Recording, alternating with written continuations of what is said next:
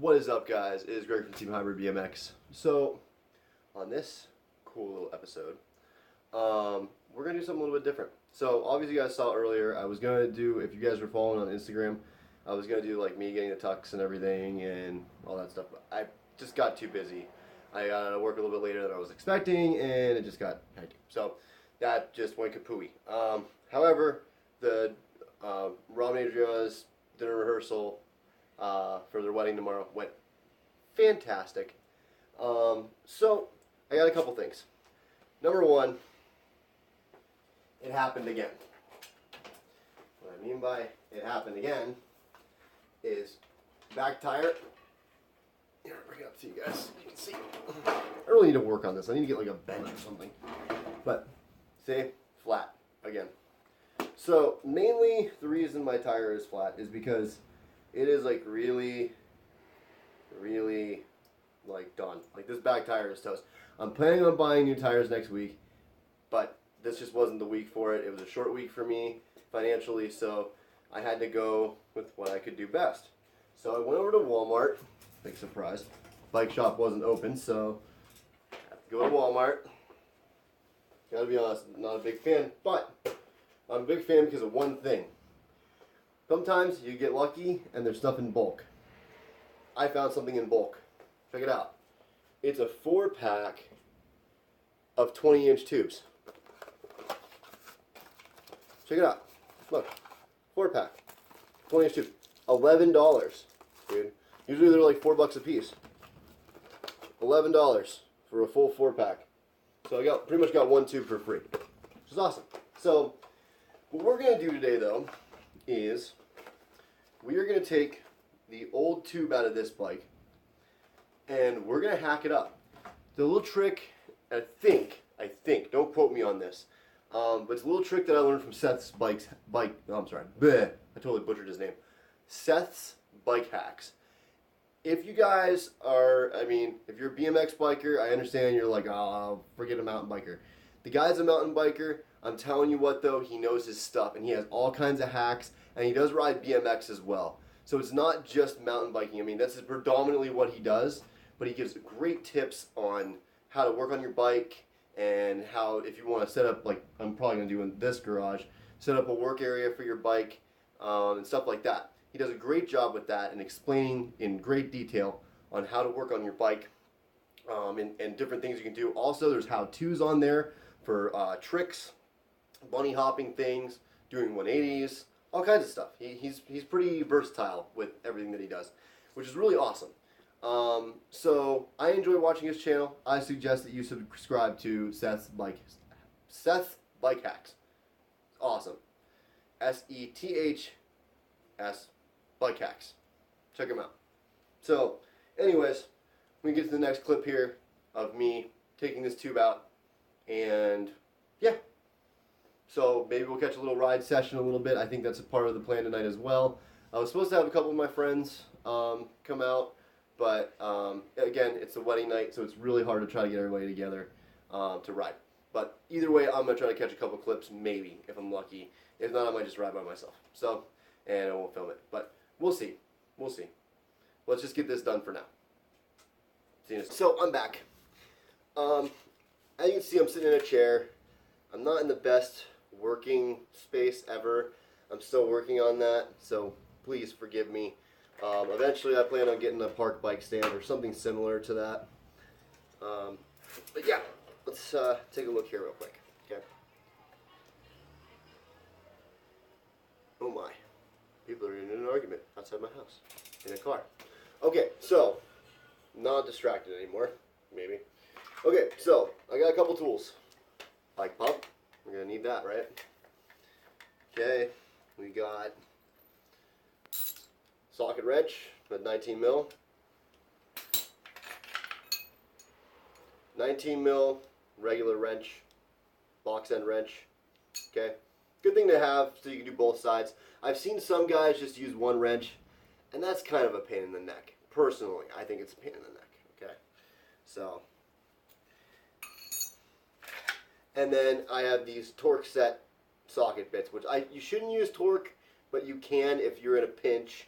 For some reason, one of my T-handled Allen keys just went up missing, and it just happens to be the size I need to dial in my bike. So, yeah. All right, so let's get started. First, we gotta loosen up the back end of the bike. So, you get one side with the wrench, one side with the socket, and the beautiful part about that is it speeds up the process a little bit. So when all these guys out there are telling you, oh, well, all you need is a socket wrench, dude, I'm telling you, a box end wrench that's the right size is really helpful in this instance for sure, because it makes it a little bit easier. And then I'm gonna loosen this up, get the chain off, hopefully. Because this chain is awful, by the way, guys. This is the chain that came on the bike, and I had to like rig it together with a crappy Walmart chain breaker, which I plan on like buying a park one. But anyway, let's get to the point here. So we got the tire off now, and you don't need to take the peg off. As long as you leave the bolt on, you don't need to take the peg off.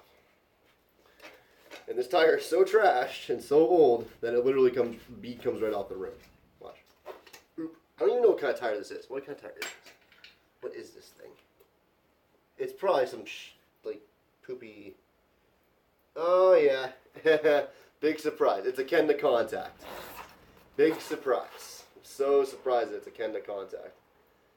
So the first thing you want to do when you have a same popping issue within a week is you want to check, number one, and I did this already, but you want to check the inside of your tread to see where there might have been issues.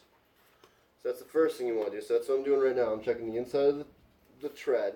Just pop it out like this, guys. It makes it easier than just swinging you can swing your fingers through there, but if there's something sharp in there, you're going to cut yourself. And it's just so much easier to just do it this way. Just to pop it out and look and see if there's anything that shows any signs of like damage or you see anything that's like loose particulate that might be causing the problem. Like I think I already found it. Bingo, we got it. Okay, so here's the problem, guys. I got a wire that poked through the tire, and I failed to get it out the last time, or a thorn or something like that. Let me see what this is. No, this is a piece of steel wire. That's what that is. So that's probably what popped my tube. Probably. You want to keep going because you never know. I mean, because that was all a really small piece, and I'd be really surprised if that was the reason that my tube popped. I mean, I ride pretty hard, so it wouldn't surprise me crazy too much, but I ride pretty heavy pressure, so I run probably about 50, somewhere in there. But we're going to try a hack either way, so that way we don't have this problem again, because it's really getting frustrating. Doing this over and over again is getting frustrating. So, my lovely friend and his fiance, soon to be wife tomorrow, got me this awesome new knife. Check it out. Look, it's like blue. See it in the light? It's blue. Isn't that cool? Okay, so what we're going to do here is, and this is what I think I learned from Seth's bike hacks. I could be wrong. Seth, if you end up watching this, buddy, correct me if I'm wrong. But I'm pretty sure you did this. So, what you're going to do is, first thing you're going to do, which he also teaches you how to make a bike rack out of old tubes too, which is cool. But that I do know he did on his channel. This, I'm not so sure. But as you guys know, I love tearing apart tubes. There's just something about me that just loves, after it's dead, trying to reuse it somehow. So what we're going to do, oh wow, this thing cuts like butter. Okay, so what we're going to do, cut the valve stem off, okay? That's the first goal. Cut the valve stem. Alright, now you got a tube. So, you're probably wondering, okay now Greg, what's the plan here? So, the first thing you're going to want to do, and your hands are going to get probably pretty dirty, so make sure you go inside and wash your hands before you go ride. Not that it matters. But you check the tube and make sure there's nothing stuck in the tube. So you don't break the, you don't blow the tube again. So, okay, so we got that. Nothing there that I can tell. So, now the next goal is, we're pretty much going to do is going to create a double cased tube. So the way we're going to do that is we're going to run the seam line with our knife. Be careful doing this. Do not cut yourself, guys. Be careful. So you're just going to run the seam line, or run a seam line of some sort. Okay, all the way around, like I'm doing here. Just keep popping it open, and it should kind of start just tearing as it goes.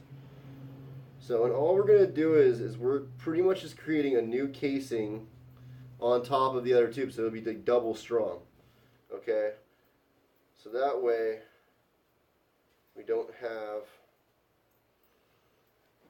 this problem anymore where we're popping tubes all the time.